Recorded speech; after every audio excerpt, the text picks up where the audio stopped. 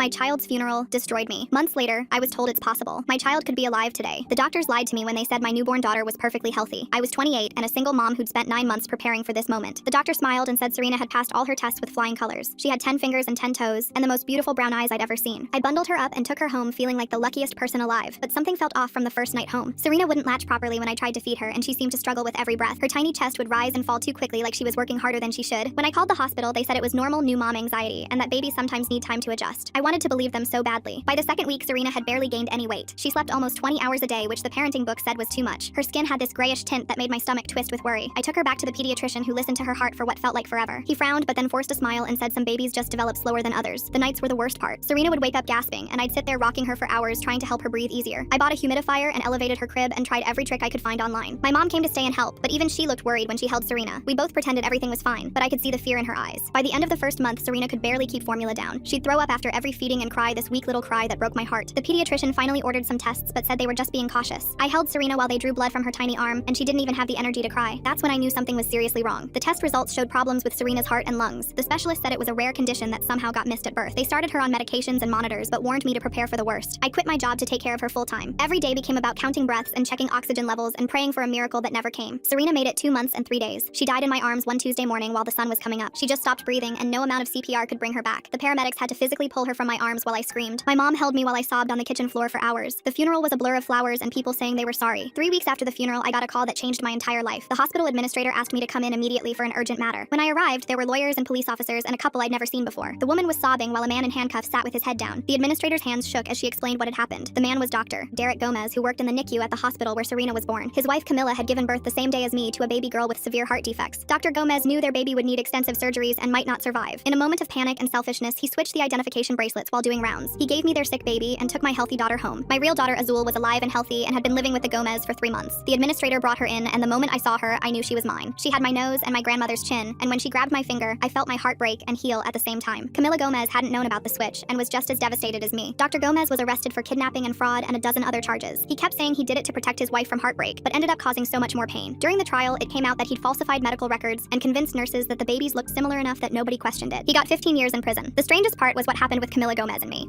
We should have hated each other, but instead we bonded over our shared grief. She'd lost the baby she thought was hers, just like I'd lost Serena. We started meeting for coffee and talking about how to move forward. She helped me learn about Azul's first 3 months, and I told her about Serena's final days. Now Azul is 2 years old and thriving. Camilla is her godmother, and we see each other every week. Sometimes we talk about Serena and the 3 months of love I gave her. Camilla says I gave her daughter the gift of being cherished in her final days instead of passing alone in a hospital. I'm still angry about what Dr. Gomez stole from me, but Camilla and I are raising Azul together now, and she has 2 moms who will never let her doubt how loved she is.